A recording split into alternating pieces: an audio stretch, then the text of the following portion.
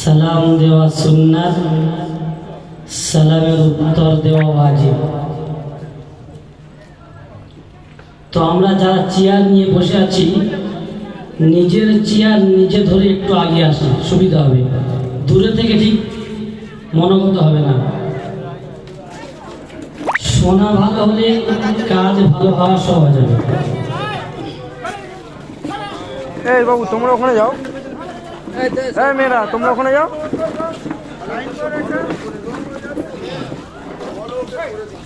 বলটাও কি হলো? তো সালাম দেওয়া সুন্নাত, সালামের উত্তর দেওয়া ওয়াজিব। সালাম দাতার সালামের থেকে আল্লাহ নবী সাল্লাল্লাহু আলাইহি ওয়াসাল্লামের হাদিস, কথা বলার পূর্বে সালাম করো। সালামে মানুষের মধ্যে মহব্বত পয়দা হয়।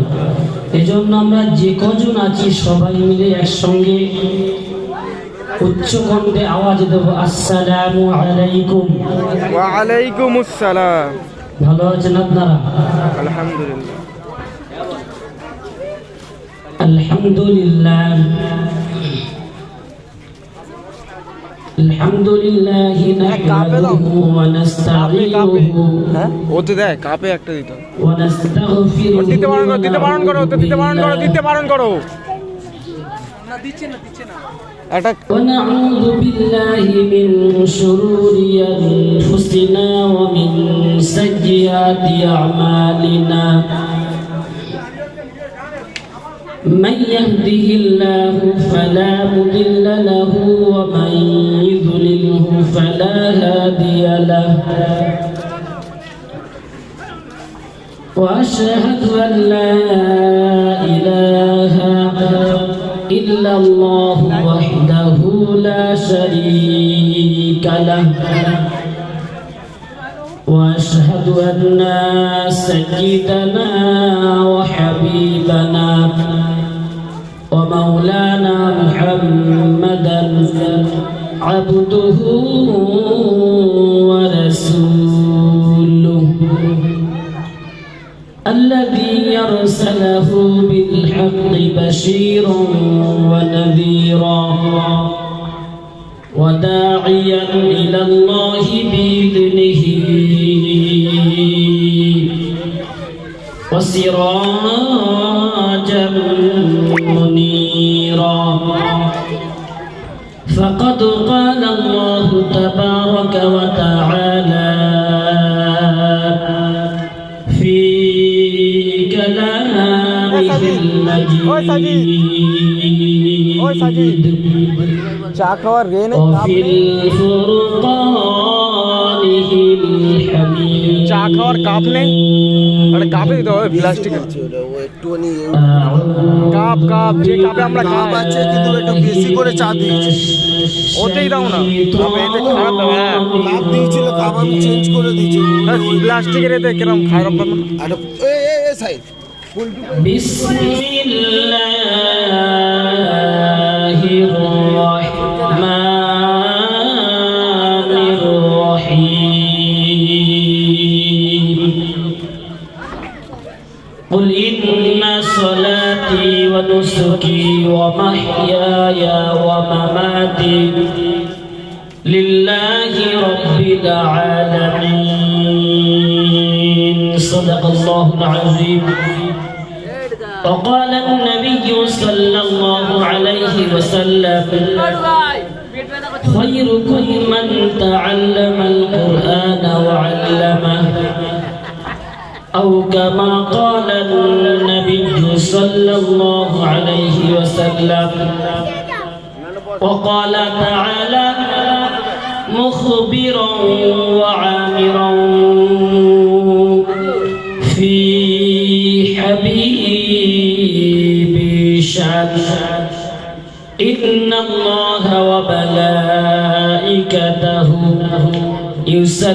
يصلون على النبي يا أيها الذين آمنوا صلوا عليه وسلموا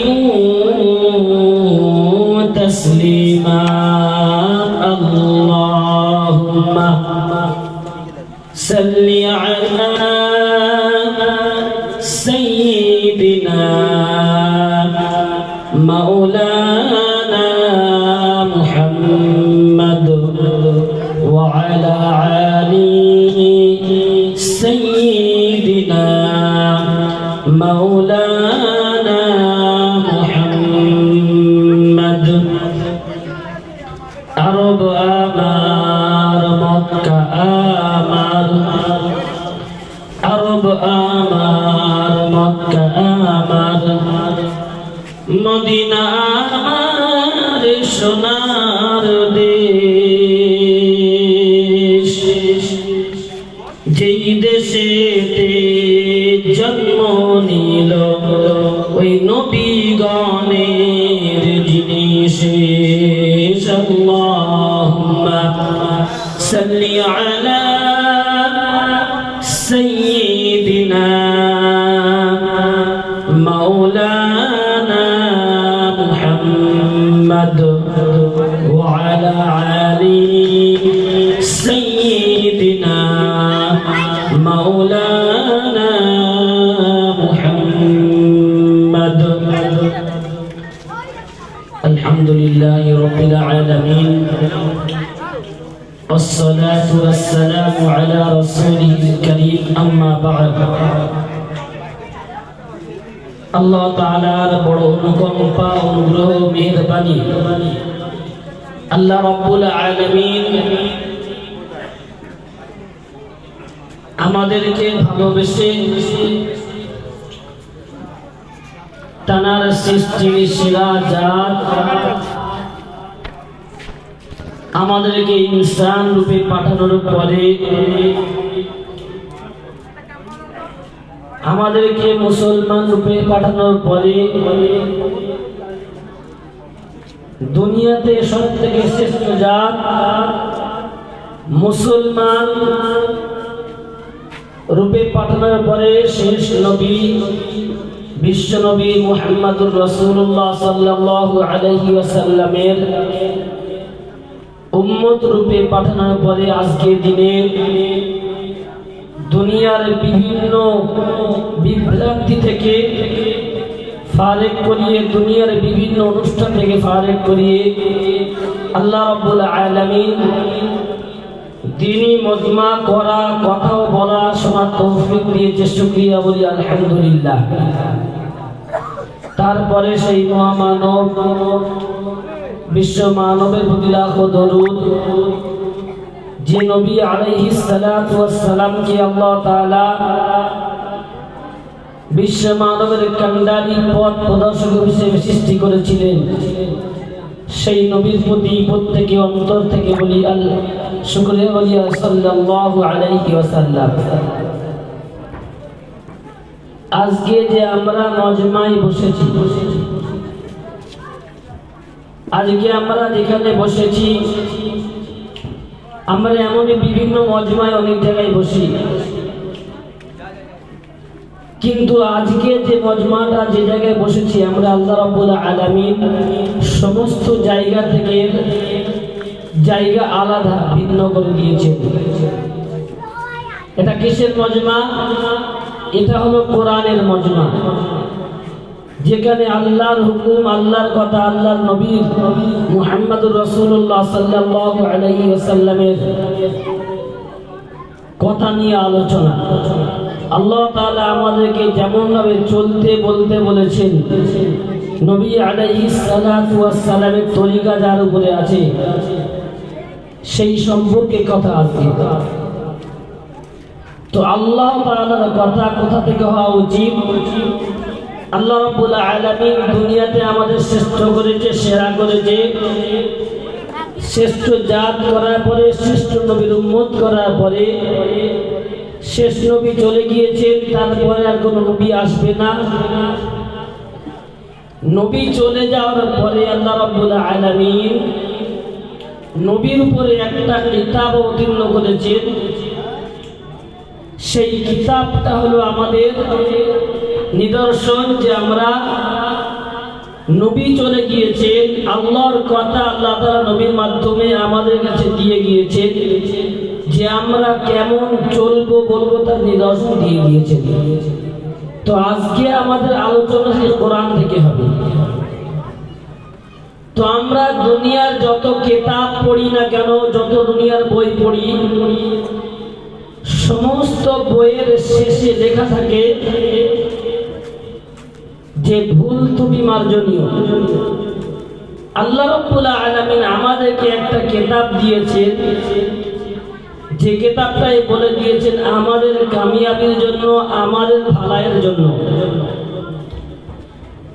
সেই কিতাবটা কতটুকু গ্যারান্টেড, আমি যার উপরে জিন্দেগি গড়ব, আমার চলা বলা পরিপূর্ণটা সেই কিতাব থেকে নিয়ে আমি বাস্তবায়িত করব, সেই কিতাবটা কতটুকু গ্যারান্টেড। আল্লাহ রাব্বুল আলামিন সেই কিতাবের গ্যারান্টি দিয়ে প্রথমেই বলছেন বিসমিল্লাহির রহমানির রহিম, যালিকাল কিতাব লা রাইবা ফীহি হুদাল লিল মুত্তাকিন। আল্লাহ রাব্বুল আলামিন সেই গ্রন্থ মুখরাল কোরআনুল কারীমের প্রথমেই দিয়ে দিয়েছেন যালিকাল কিতাবু লা রাইবা ফীহি। হে বিশ্ব মানব, তোমাদের মধ্যে তোমাদের ভালাইয়ের জন্য, তোমাদের সঠিক পথের জন্য একটা কিতাব তোমাদের সম্মুখে আমি দিয়ে দিয়েছি। আল্লাহ রাব্বুল আলামিন কিতাবের গ্যারান্টি দেওয়ার জন্য প্রথমে দিচ্ছেন যালিকাল কিতাব লা রাইবা ফীহি।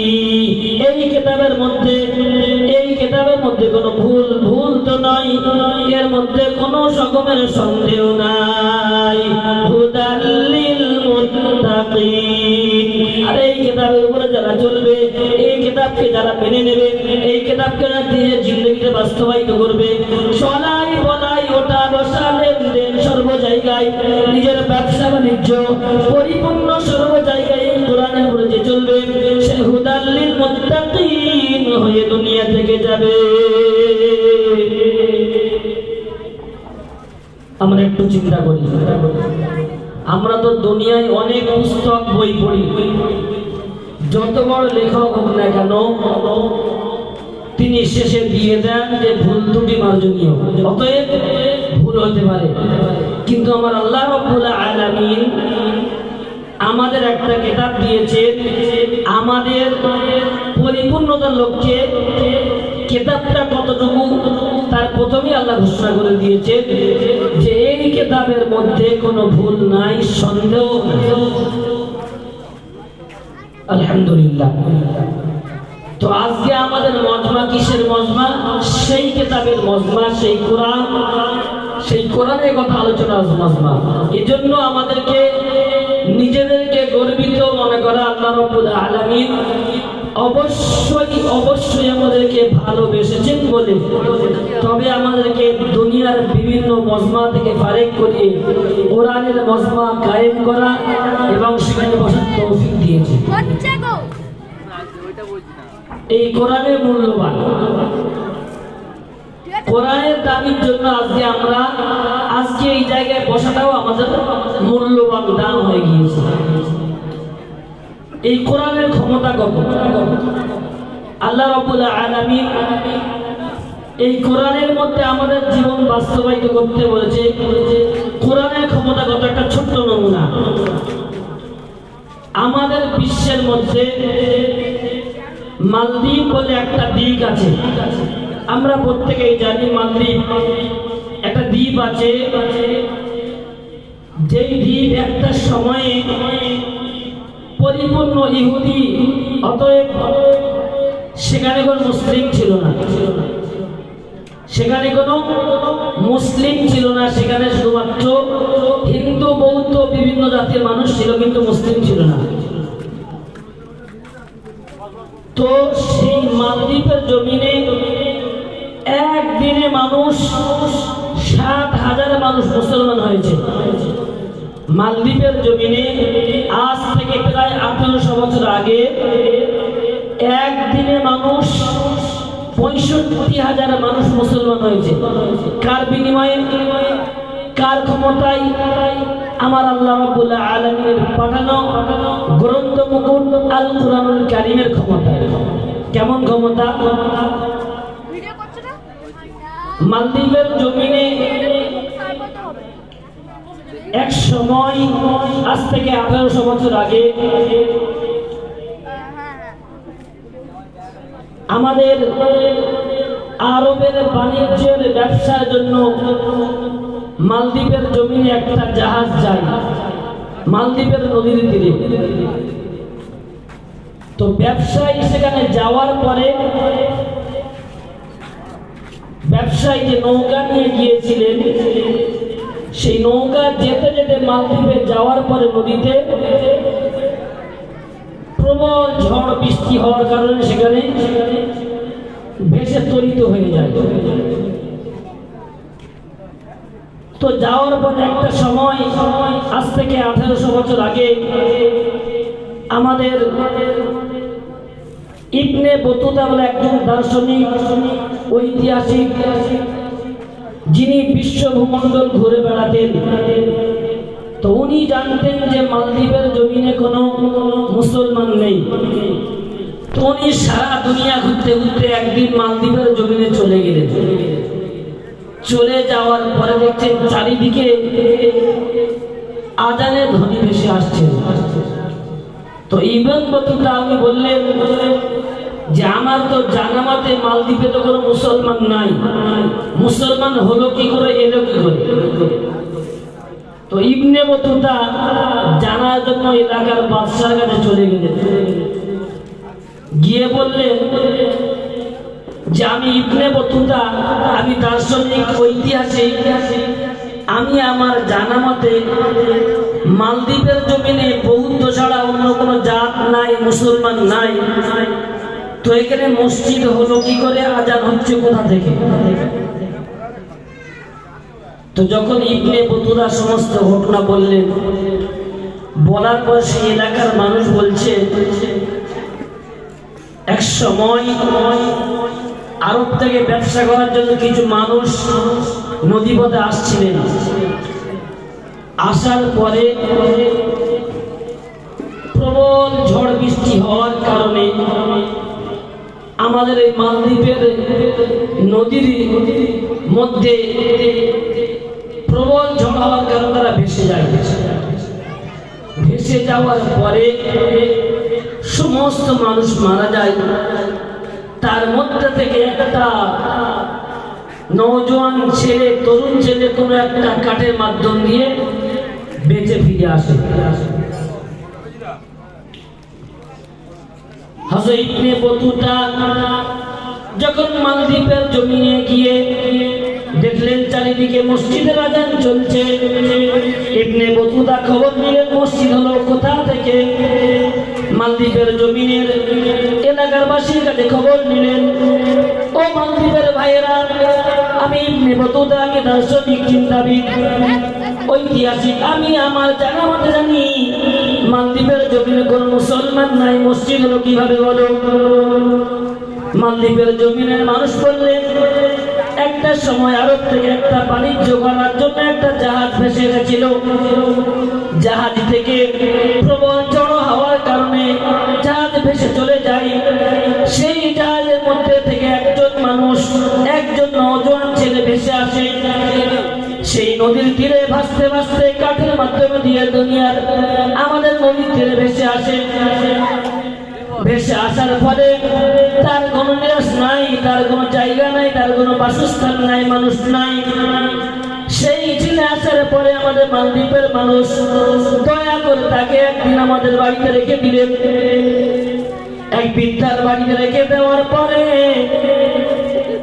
আমাদের মালদ্বীপের যে ঝড়ো প্রবল বৃষ্টি ঝড় হয়, বছরে একদিন প্রবল বৃষ্টি ঝড় হওয়ার ফলে আমাদের এলাকার একটা নিশানা হয়েছিল, বছরে একদিন যেদিন প্রবল ঝড় বৃষ্টি হয়, ওই দিনে যদি আমাদের এলাকার একজন মানুষকে ওই নদীর তীরে দিয়ে দেওয়া হয়, তাহলে আর কোনোদিন সারা বছর কোন রকমের ঝড় বৃষ্টি হয় না।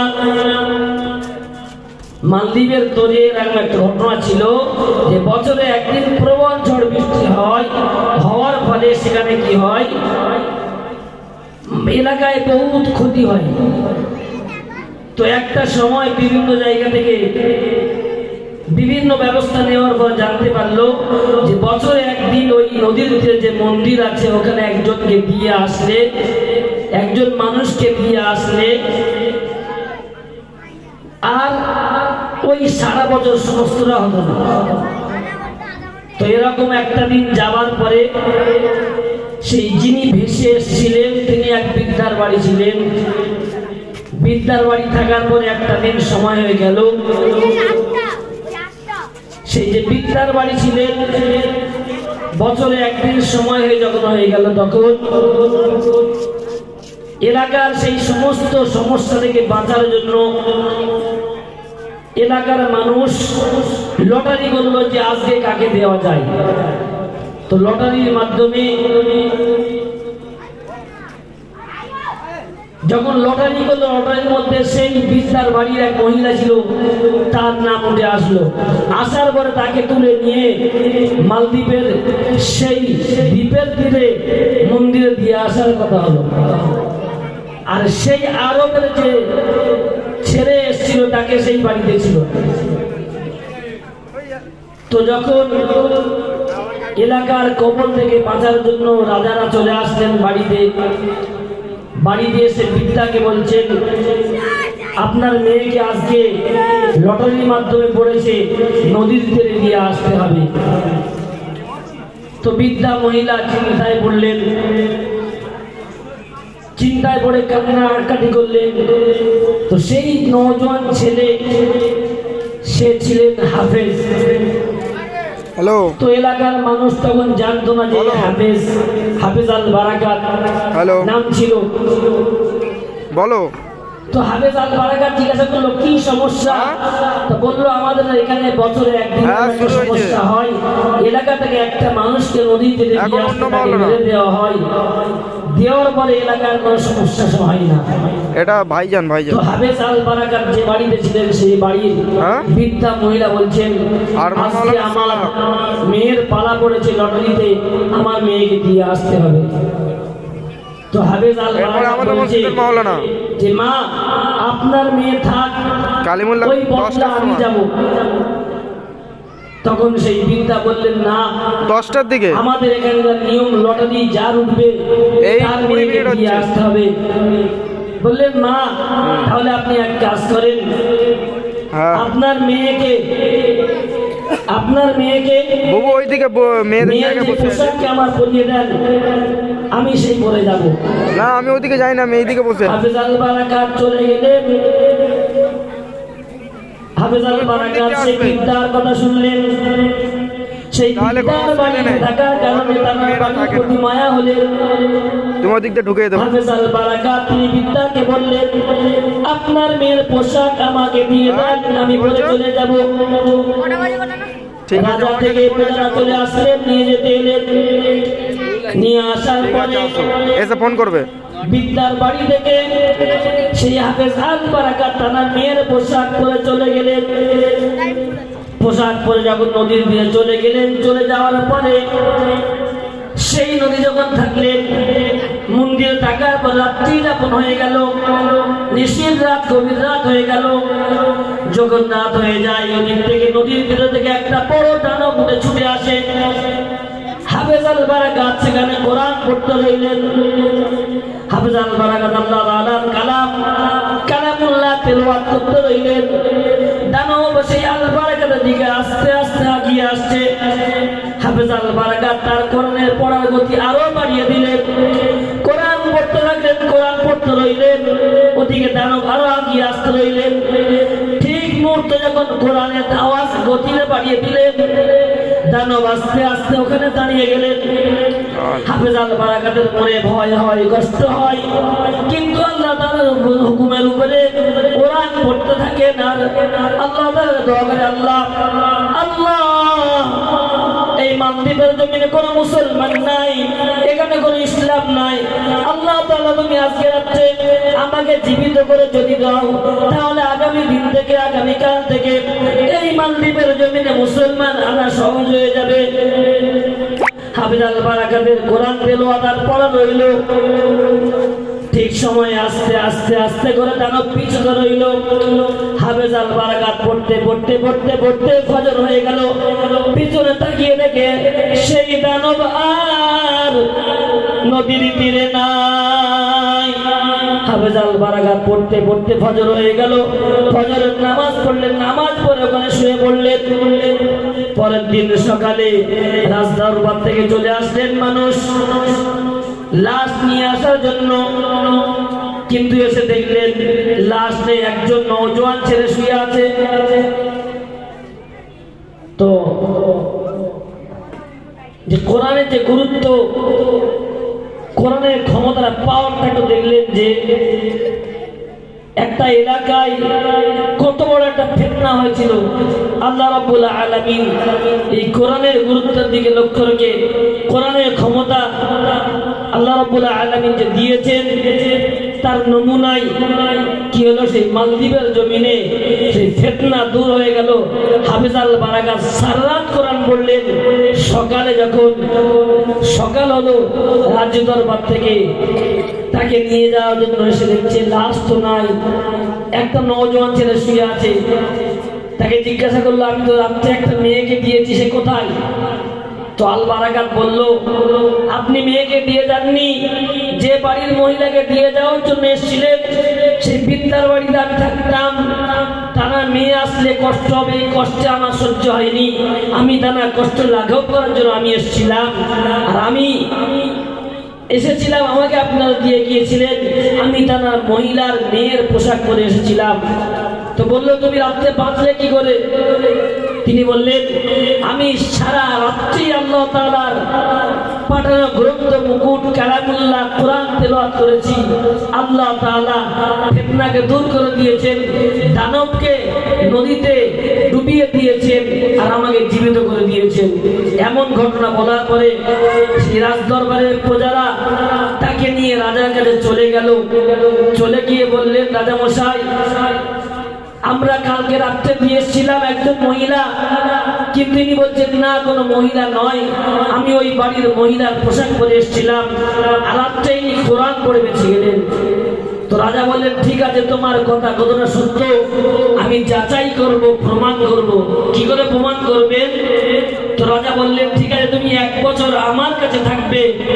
আমার কাছে 1 বছর থাকার পরে আগামী বছর আবার এই দিন আসবে, এই দিন রাত্রে আমি তোমাকে পাঠাবো।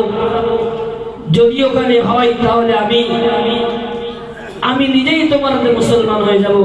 দীর্ঘ 1 বছর হয়ে যাওয়ার পরে আবার যে দিন হয়ে গেল, সঙ্গে সঙ্গে হাফেজ আল বারাকাতকে বলা হলো, আজকে দিন তুমি চলে যাও। তো হাফেজ আল বারাকাত নিজ বিদ্যায়, নিজের জোরে, আল্লাহ তাআলার হুকুমে, কোরআনের ক্ষমতায় চলে গেলেন, রাত্রি যাপন করলেন। আর কোন রকমের সমস্যা হলো না, দানব এলো না, কোনো কিছু হলো না। সকালবেলা আবার আল বারাকাত রাজদরবারে চলে আসলেন। চলে আসার পরে পুরো রাজদরবারে সবাই মিলে একত্রিত 65,000 মানুষ এক বাক্যে ইসলাম মেনে নিয়ে, কোরআন মেনে নিয়ে মুসলমান হয়ে গেল। সুবহানাল্লাহ। কার বিনিময়ে? এই কোরআনের বিনিময়ে। এজন্য আমরা যারা আসছি প্রত্যেকেই আমরা আমার ছেলেকে, সন্তানদেরকে আমরা নিজেরা কোরআন শিখি, কোরআন জানি, কোরআনের উপর জীবন গড়ি। তাহলে কি হবে? দুনিয়ার জিন্দগি আমার কামিয়াবি হবেই হবে, আর দুনিয়া থেকে পরবর্তী জিন্দগি, লামাতুল জিন্দগি যার কোনো শেষ নাই, সেখানেও কামিয়াবি হবে। এজন্য আল্লাহ রাব্বুল আলামিন গ্রন্থ মুকুট দিয়েছেন, হেফাজতের দায়িত্ব তিনি নিয়েছেন। আমরা যদি সেই দায়িত্বের মধ্যে এসে যাই, আমরাও কামিয়াব হয়ে যাব। এজন্য আমরা প্রত্যেকেই নিজেরা কোরআন শিখি, সন্তানদেরকে শেখাই। আল্লাহ তাআলা আমাদের সবাইকে কোরআনের উপর চলার তৌফিক দান করুন। আমিন। ওয়া আখিরু দাওয়ানা আলহামদুলিল্লাহি রাব্বিল আলামিন।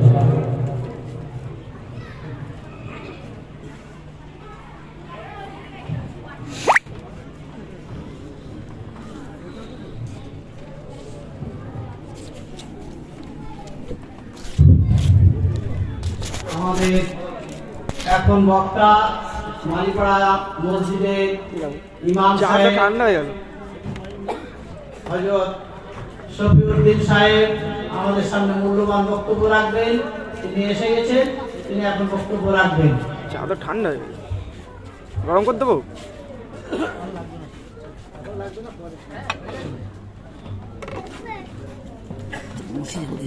চলো এন্ড মেরে দেবো, এন্ড।